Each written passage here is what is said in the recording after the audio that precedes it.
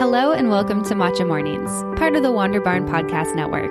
I'm your host, Amanda Kingsmith, and I'm excited to dive deep on topics around holistic health, the power of food, hormone health, how the practices of yoga can impact our health and well-being, and much more.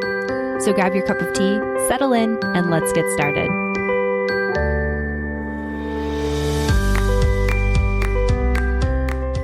Hello, everyone, and welcome back for another episode of Matcha Mornings. I am very excited that you are joining me for today's episode of the show.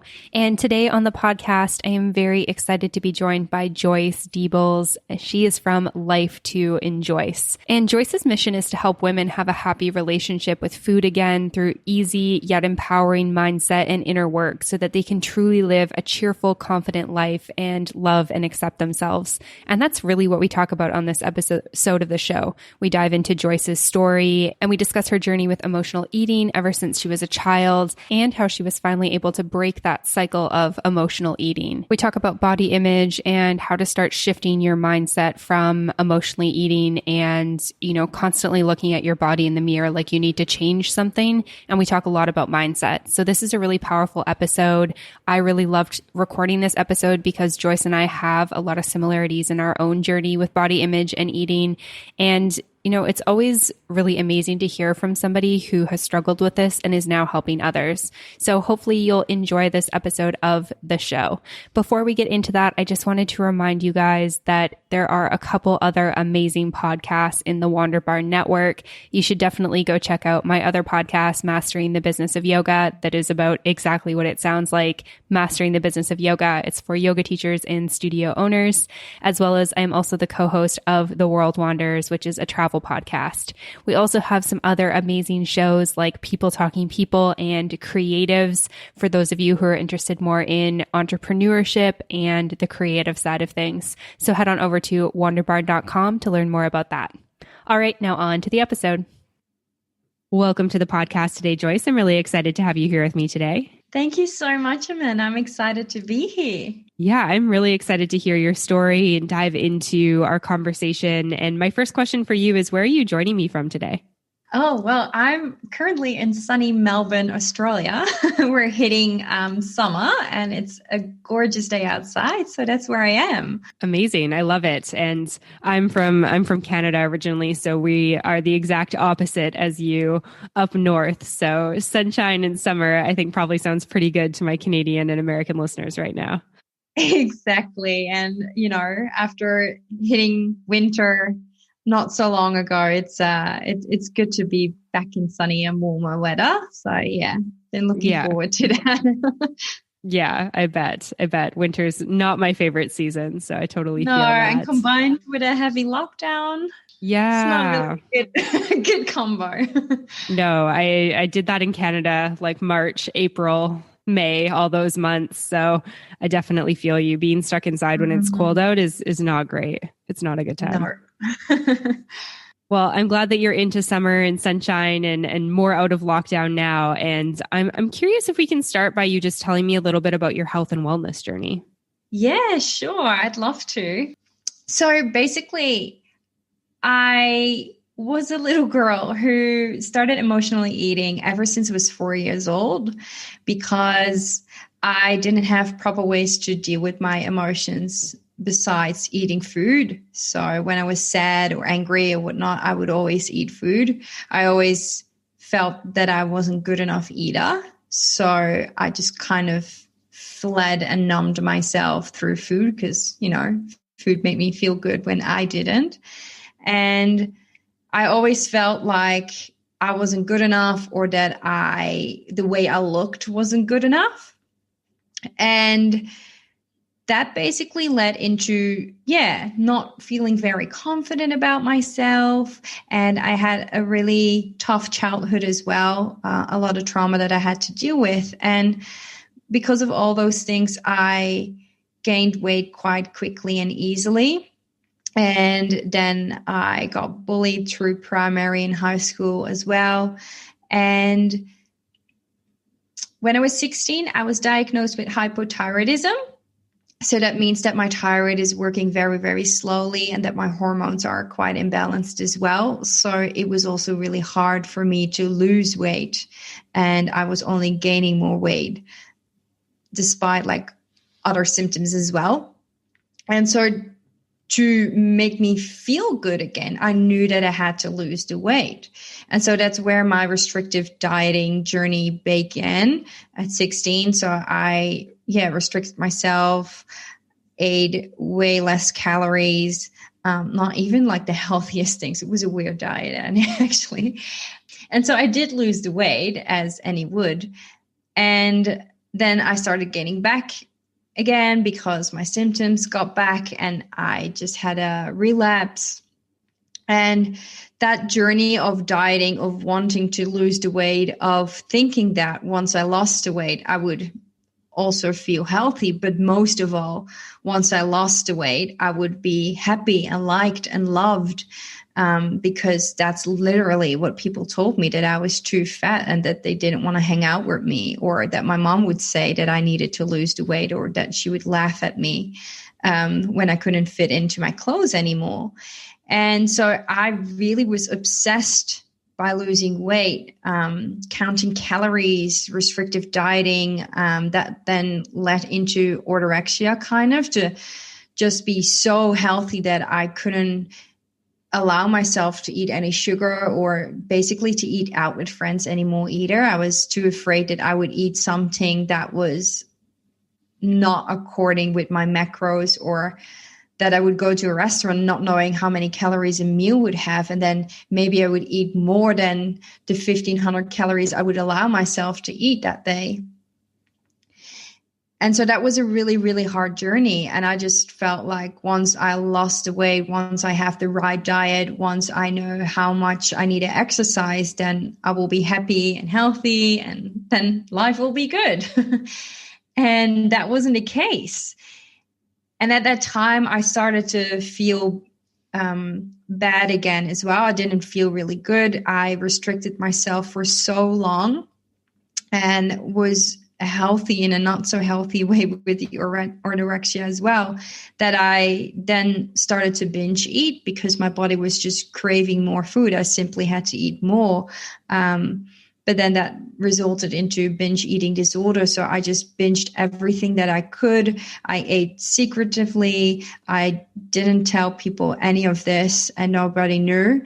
But I also felt very, very deprived because I've been restricting for so long, and I just wanted to be like anybody else and just eating the things that they were eating, but it wasn't working for me. And I was just in such a war with myself, basically, of, trying to find that balance, getting out of my head, just feeling good in my body, like losing the weight, just feeling healthy and vibrant and energetic, and also just have a glowy skin, because I was dealing with a lot of acne as well.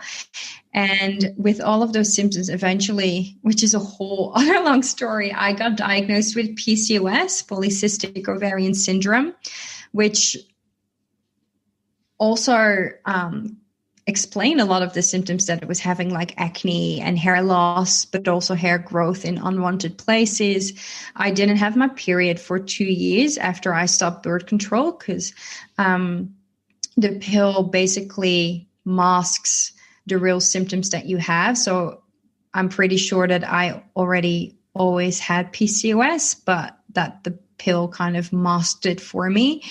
And realizing that, and realizing that actually my body was far from healthy, even though I thought I was doing the right way by eating healthy, it didn't really work. And I was like, okay, I can't keep on doing this anymore. I can't keep on binging and restricting any longer. I just really need to be healthy. And I really mostly just need to make sure that I get my period back. And I realized that diets and exercising wasn't the answer, but that mindset was. And so that is at the same time that I realized, okay, I want to go and be a coach, because I am struggling with this so much. I know that my personality has always been like a teacher. I'm a teacher still. and like coaching and helping people. Like that's something that just is so me. And so I started doing like a coaching degree. And with that, I just realized how important mindset is and how much I changed because of working on myself, how I viewed myself differently, how I viewed other people differently, how I viewed what like your body should look like or what health really is. And with that, I started changing my habits in such a way that it worked for my life, but also that I just felt more at peace and things like that. And yeah, now for the first time in like years, I really love my body. I hardly think about food anymore. Whereas before I would think about food like 24/7 of what I should eat, when I should eat, how much, like what if I can't eat this? What if I get hungry later? All those kinds of things. Or I would compare myself to other people on like what they looked like, or that they were skinnier than I, or if they were a little bit overweight, like, oh my God, they do have a tummy too. Like that is bad, you know? And so that is not longer in my system anymore. I just feel so much more at peace with myself and with my mind. I just naturally make healthy choices. It's not that I don't have cravings anymore or that I never overeat anymore. I don't think that's the point. I think the point more is that I'm at balance with myself and having and living a life that works for me, and that I've overcame orthorexia and binge eating disorder, and that I mostly just manage my symptoms perfectly, that I basically don't have any symptoms, that I naturally got my period back as well, which was huge. And I did that all on my own. And now I'm helping women as a coach as well to boost their body confidence, and have healthy habits that will work for them in the long run, as well as making better food choices that will work for their lives and their bodies. So yeah, that is a long story, but that's basically me. Yeah, no, thank you for sharing all of that, Joyce. It's a really beautiful story. And there's so many points in your story that I can really relate to. And for example, being a teenager who just felt like my body wasn't good enough and I needed to change it. And when you're that young, I think it's like the only really way you know how to deal with this is to go down the path of dieting. I mean, that's what you kind of see in the media. That's what you hear.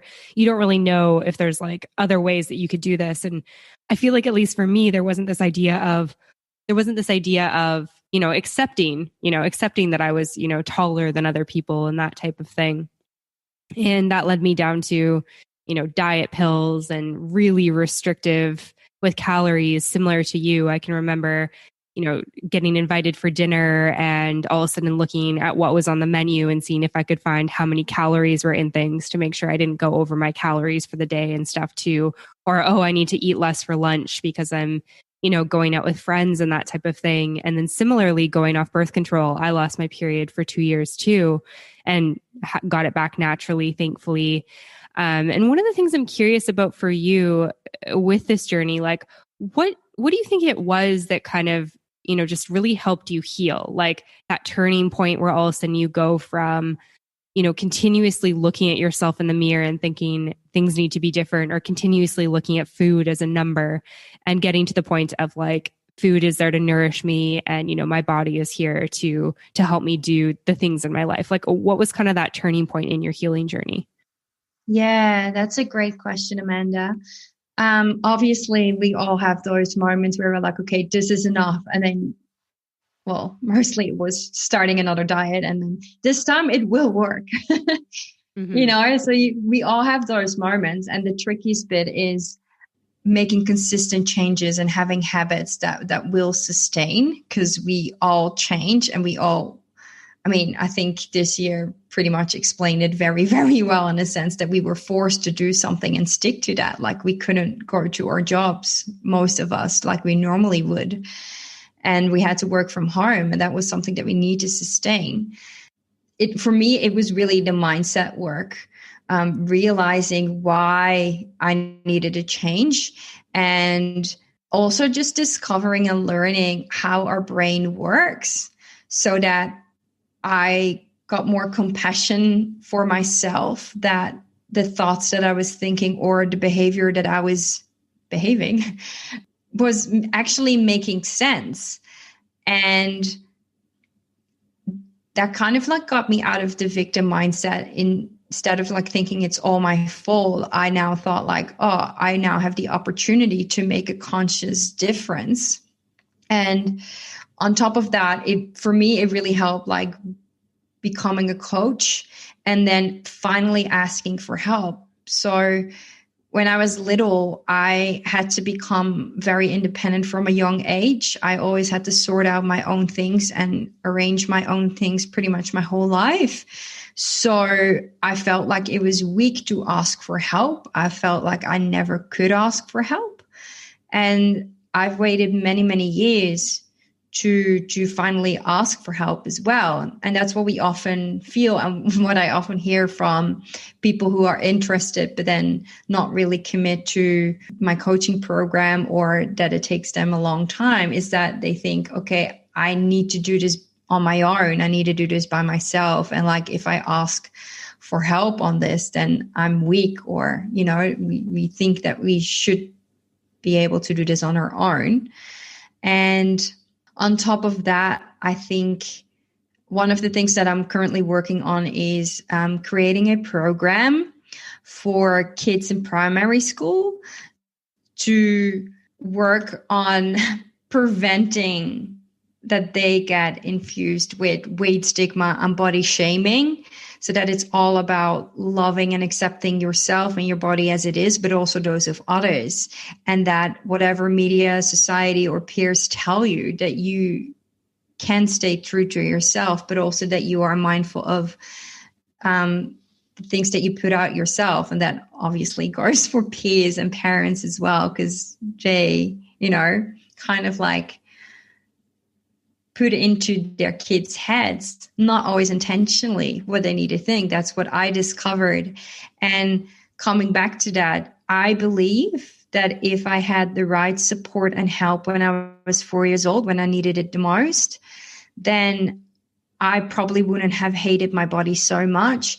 I probably wouldn't have had the urge to lose the weight with the restrictive diets in a way that I did.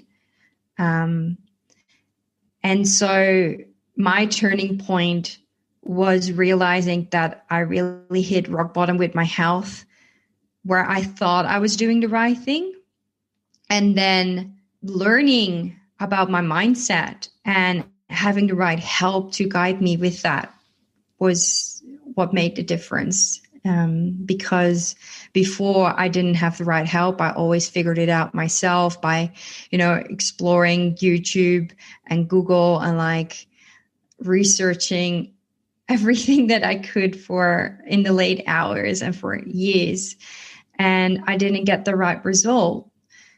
So that was basically my turning point, like the rock bottom and finding help. But I also believe that we don't, obviously, a lot of people change when they hit rock bottom, but it doesn't mean that you have to hit rock bottom in order to change and make that a lasting change.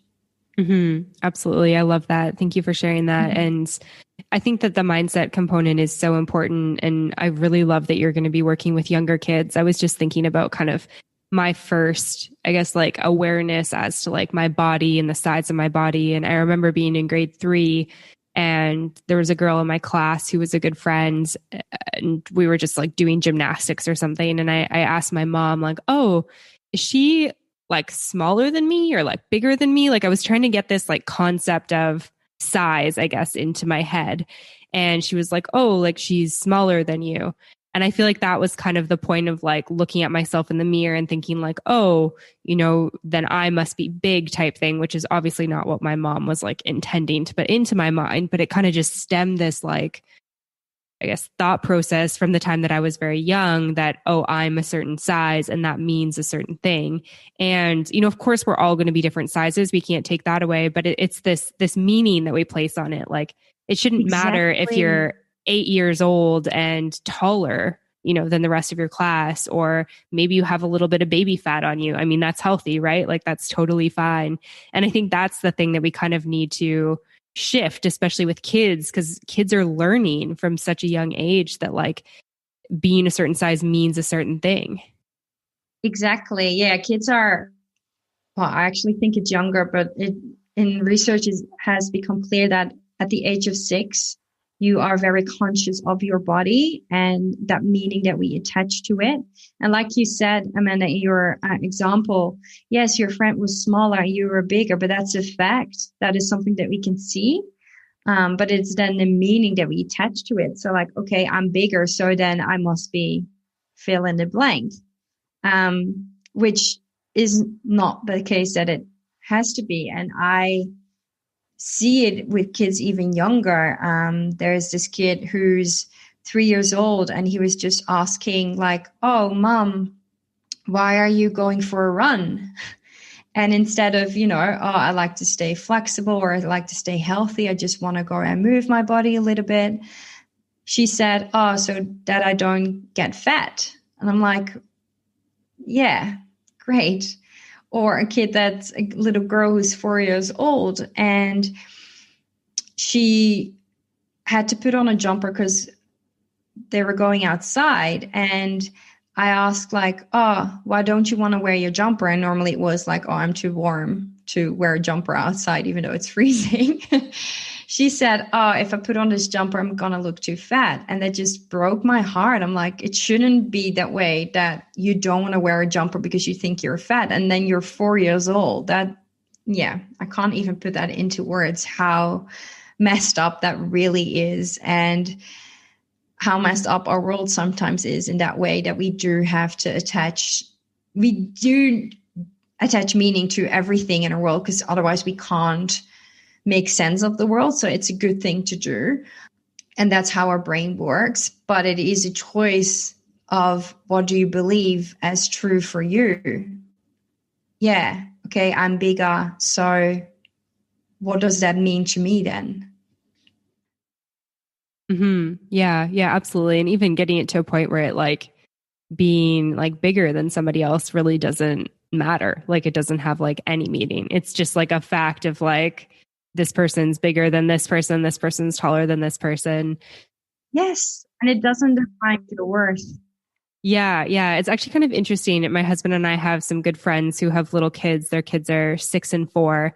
And it's interesting because we saw them last year, and their 6-year-old she was asking us how old we were.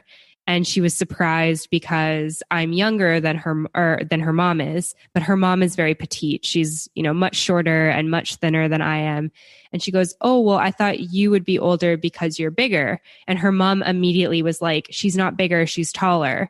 And I was like, well, yes, I am taller, but I am also bigger. Like I'm just, and I'm okay with that. And I was like, no, it's fine. Like I am bigger. And I just said, like when you become a little bit older, it doesn't really matter. Like your size doesn't correlate with your age. So you could be a different size than somebody who's a different age than you. And you could just see her like wheels turning in her brain because at that age, like I was like, one day your little brother is going to be like probably taller than you and probably bigger than you. And she was like, what? Like she just doesn't understand it. And so it is kind of interesting how like kids' brains work with that.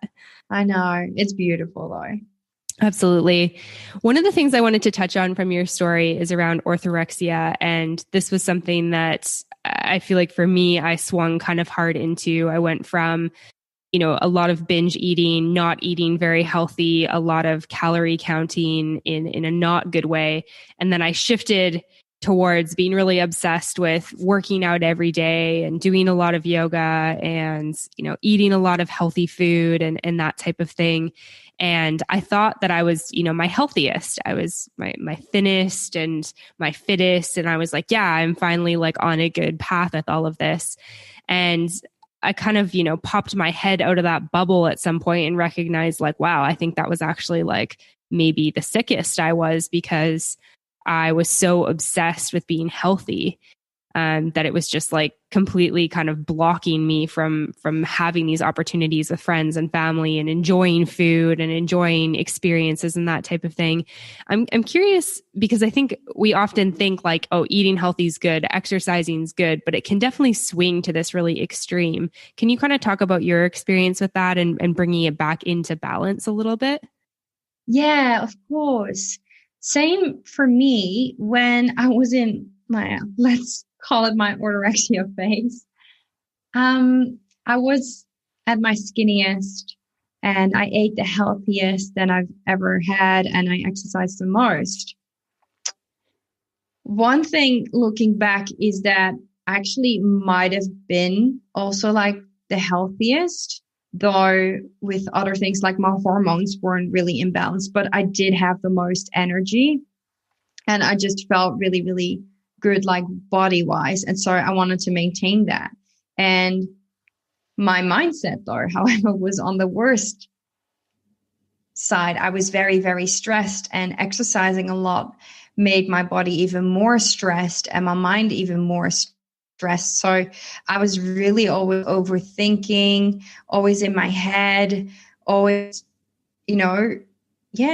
always overthinking on what I should eat and panicking when things didn't go the way I had planned. Also get offended when I was called a rabbit for eating salad all the time, kind of that thing. And also not being aware that I did have a problem because I thought, I'm just eating healthy and I'm taking good care of myself. Like that is good, right? It's the same thing when people compliment you like, oh, you've lost some weight, you look good. So it's something that we think like, as long as you're eating healthy, that's really good. And that's something that you can get applaud for and compliment of. Same with losing weight.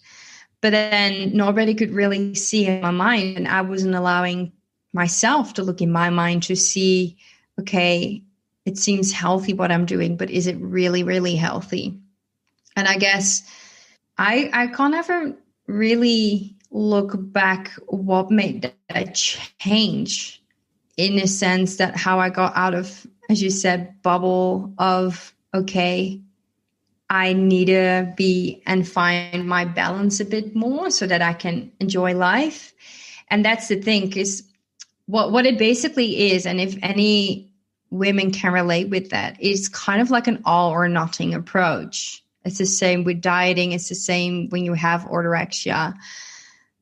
You feel like you need to either be all healthy and only eat healthy things, like no sugar and no gluten or dairy, or only vegan or only paleo, or what is it, keto, that kind of stuff. Like you can only eat like healthy things, or you just go all the way out and binge and eat processed food and sugary food. Like there's no in between.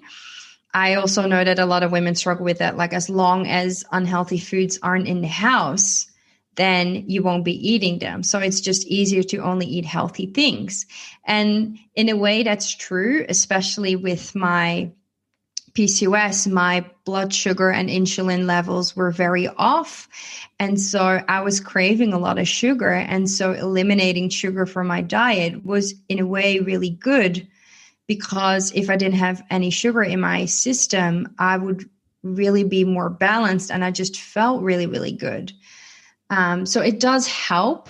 But I also realized, well, if I then say that I can't have sugar ever, then I want it even more. And so that's kind of like that restrictive mindset. So now I can have things in my home and I can have a nibble every now and then and I'm okay. So I can have ice cream in my freezer now and I can just have a little bit of it. Whereas before I wanted to have like a whole tub of ice cream because I thought, well, it's just now and then tomorrow I'll have to be good again. And that all or nothing approach doesn't really help you. And it's finding that balance. And that's often what I hear as well. Like, oh yeah, I just need to be good for now for like a little while. Or even I was talking with a friend the other day, he is doing keto and he's like, well, I'm doing this because if I allow myself to eat other things, then I fall back and I don't really get these goals. And to me, it doesn't sound really free. And that is because I didn't feel very free. Whereas now I'm just in balance and I just basically eat whatever I want. And when I used to hear this sentence before, I thought, oh, if you can eat whatever you want, like, would you then always be eating ice cream and chippies and like lollies and I don't know what, like everything back? Because that's what I wanted. I wanted to eat everything like that and then still feel really, really good and lose weight, right? We want to have it all. Whereas now for me, eating anything that I want means anything that my body craves at that moment, or even what my mind craves at that moment, feel totally good about it and just go with that. But the thing is, I've changed so much right now that I naturally choose healthy foods because I know what kind of effect it has on my body. And my body also tells me like, okay, now I need to have a bit more of this, where it is spinach, or maybe I need to have a more of sweet potato or whatever it is. Like, and then sometimes I'm like, I just need chocolate or I need ice cream. You know, it is having that balance and be totally okay with it. And having that means you can't have no stress because life, but I manage my stress way better. So it's more peaceful in my mind, and being more peaceful in my mind means more peaceful in my body. So that reduced a lot of my symptoms as well. Like I would have like IBS-like symptoms as well.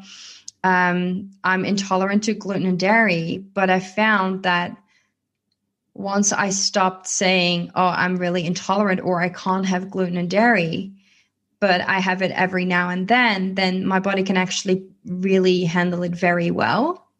Because before I was like, oh no, now I'm going out for dinner. And if there's not like a nice meal that's gluten and dairy free that actually will fill me up and that it also will taste yummy, then what am I going to eat? And I would stress out about that. Like, will there be a meal that I like? Will there be a meal that I can eat that I, you know, or if you don't have those intolerances, will there be a meal that fits in your calorie budget, that fits into your macro budget, or whatever it is that you do? And removing that stress away has just been so eye-opening to just go and just be more in flow and in the present moment, and not having to worry about what I will be eating, really. Mm-hmm. Mm-hmm. Yeah, I can really relate to that. And I think that anyone listening who's experienced something similar can probably also relate to that feeling of like, it kind of almost becomes stressful to go out eating because you have so much like panic about what's going to be on the menu. Like I used to check menus like obsessively before I went to places. And if there was a couple places being talked about amongst my friends, I'd check all of them to make sure that there was something I could eat and stuff like that. And now I just don't do that. And it is so much better to just show up at a place and be like, okay, what do I feel like eating here? And just having a lot more freedom to allow yourself to choose. True. And then just allowing yourself to eat what you feel like eating in that moment. I think that that's one of the best things about finding that freedom. Exactly. And it's like sometimes I would go to a restaurant, and because I wouldn't go out much, that the times when I would go out, I was like, yay, I can treat myself. Whereas now I can go out and show up. I'm like, okay, do I want to have something yummy or something healthy, or both, obviously? And even with showing up, I'm lucky enough. I don't know how it is in the States, but I'm lucky enough that restaurants and cafes here are quite helpful in a way that if I want to have a certain meal but don't want to have this in it or add something else to it, that they are more than happy to help me out as well, so I can still eat whatever I want, whether it's healthy or what's considered less unhealthy. So yeah, that is really good to just be able to show up. And it doesn't mean that I never check menus, because I still love food a lot, and I would love to go to places where they have food that I love. But it is also nice to like just show up somewhere and just see and be easy breezy. And that's what I've realized like the last couple of years, that I can just easily do that. And yeah, it's been so freeing. Mm-hmm. Yeah, 100%. And I think too, like I definitely still check menus also. I think it's more like the mindset around doing it. It's like, now I'll check a menu just to see like, what type of food does this place offer? What are the prices on it? And that type of thing. It's not like, oh, is there like a salad that I can eat that's like going to fit into my calorie budget? Is there like something that's, just deciding what I'm going to eat so I can plan the rest of my day. Like now it's more just about like, is this something that excites me type thing when I look at menus? Exactly. Yeah. Whereas before it was like stress panicky mode, and now it gets me excited because I love food. So I'm like, I want to get excited. Like, oh my God, what does this restaurant have? And is it a good vibe? And like, is there yummy meals that I love to eat?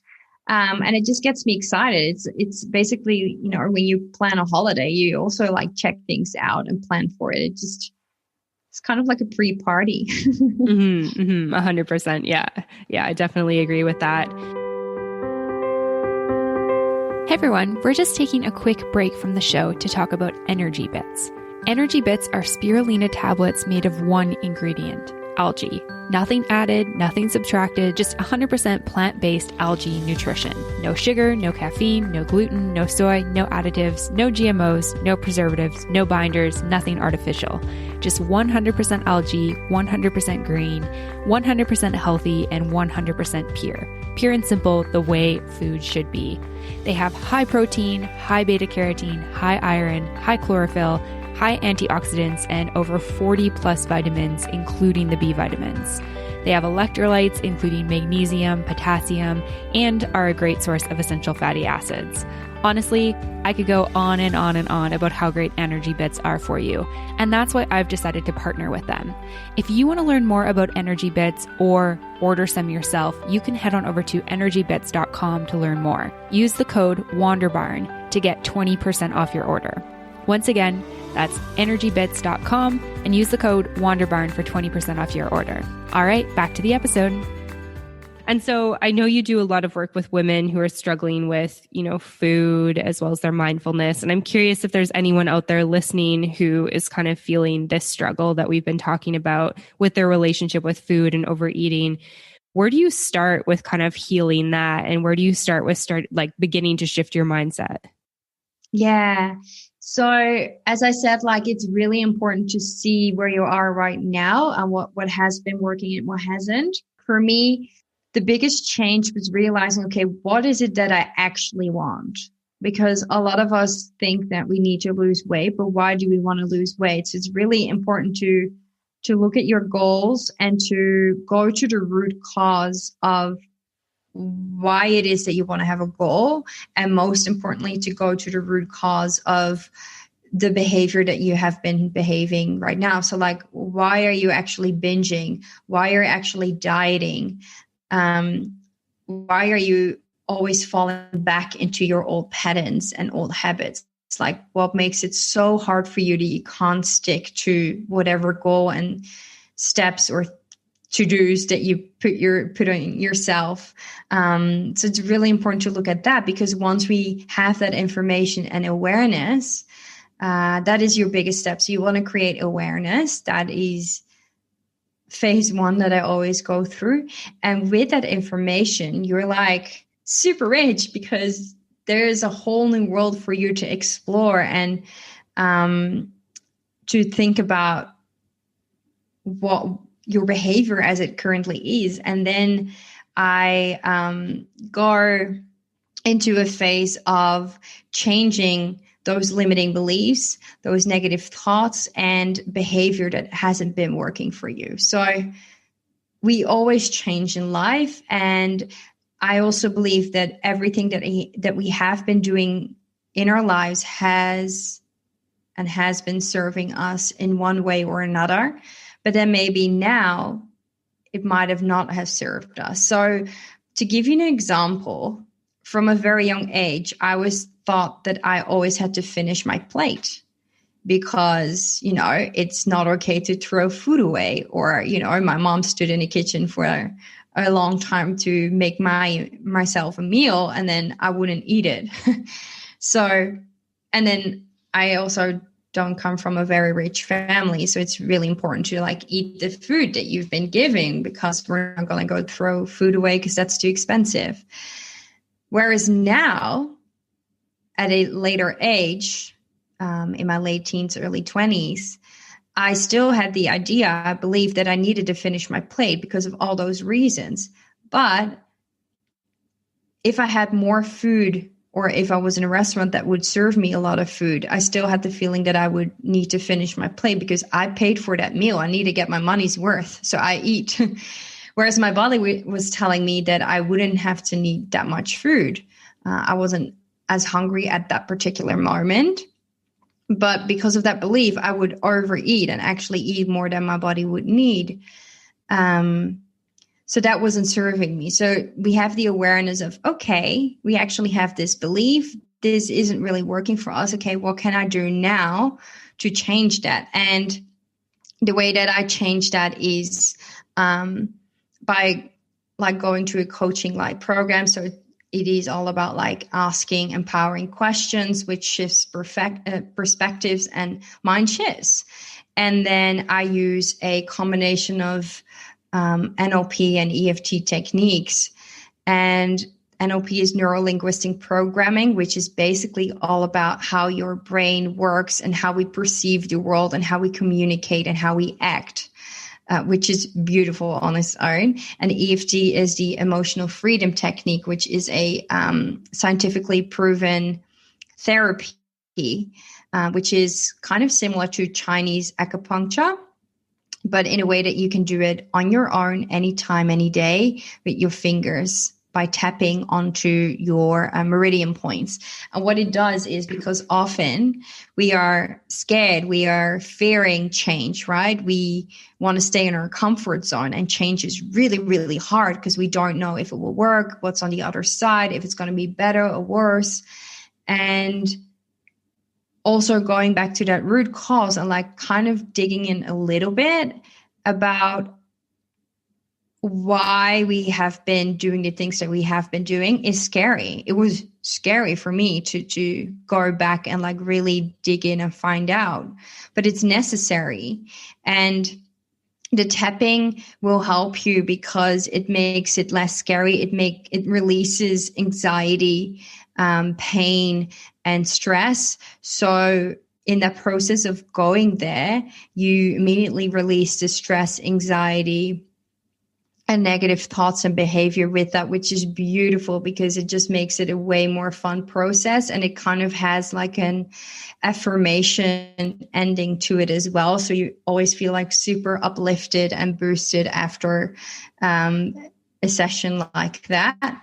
And then obviously we work on like permanent habit change as well. So there is like a whole method that I've developed with that as well to make sure that, you know, the habits that you do create and want to have in your life, that suit your life for once.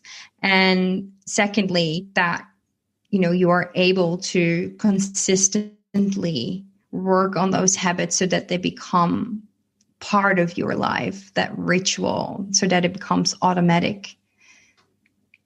Yeah, that's all amazing. Thank you for that. I don't know a lot about NLP or EFT, but they sound like amazing tools to be. Oh, it's so cool. Yeah. Yeah. It sounds like really great stuff to be working with, especially with like changing habits and shifting mindsets and that type of thing.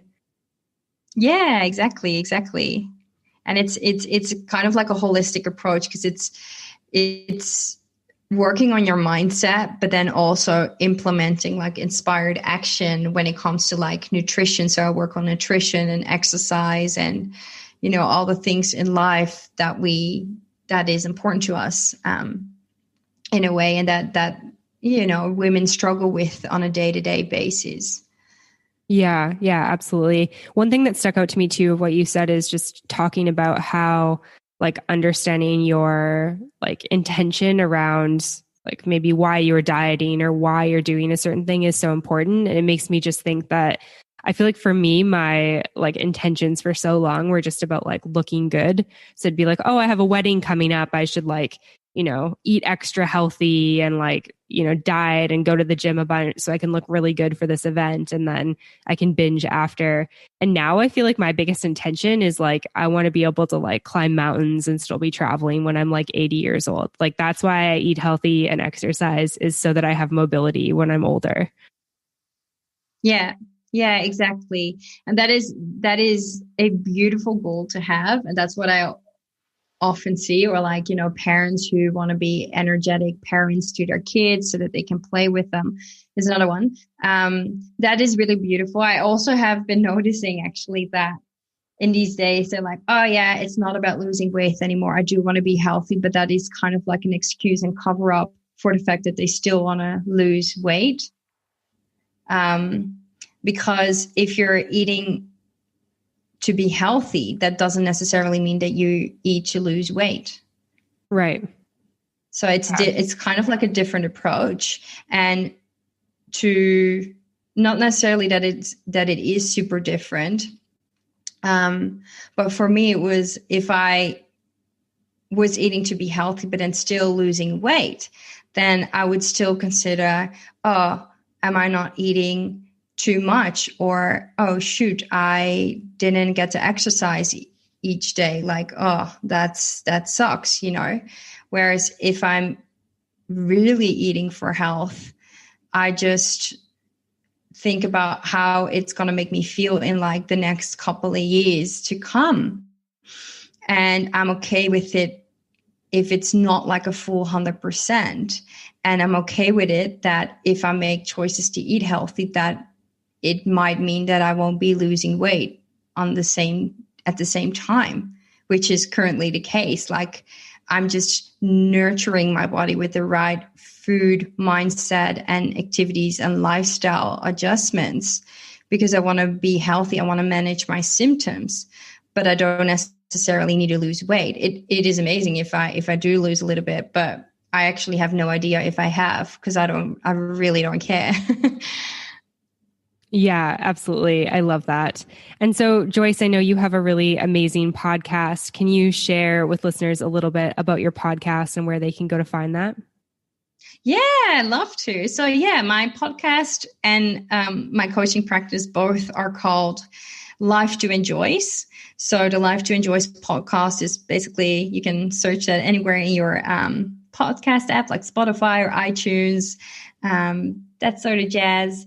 And basically I talk about, and I interview people as well, about like creating your own happy and healthy lifestyle. So it is a lot about mindset work, and where I encourage the listeners to really think about how they perceive life and how they're behaving in their lives. So it's a lot about actionable steps that they can take and insights and strategies. And yeah, I have been hearing that they always are really, really inspiring and insightful. So yeah, I've done episodes on binge eating, on spirituality, on mindset work of excuses, oh, I'm going to start tomorrow, or what I've been hearing and been podcasting on is that people just want to lose their COVID kilos. So they want to lose weight after lockdown because they haven't been, as making as healthy choices and gaining weight during lockdown, especially in this long lockdown that we were having. So they want to lose the weight, and, like talking about that kind of like mindset shifts is something that I do, or I have like inspiring guests on. So yeah, it's a really, really cool platform, I'd say. I just enjoy so much recording and publishing it. Yeah.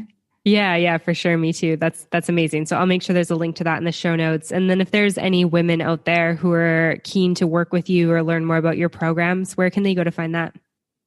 Yeah. So my website is called lifetoenjoyce.nl. I'm also very active on Instagram at Life2Enjoyce. So that's where you can find me. And I have different things available. So I've got a really beautiful PDF that I always love to share, which has like 3 unusual strategies to eat and think for a healthy body and mind. And I've got like a 3-month coaching program, which just really aligns with people, because that is a perfect moment to have the accountability, have that cheerleader in your corner who supports you in your whole process, but also shows you the way in some form to inform you what could possibly work for them. And 3 months is also considered a really good period to build consistent habits.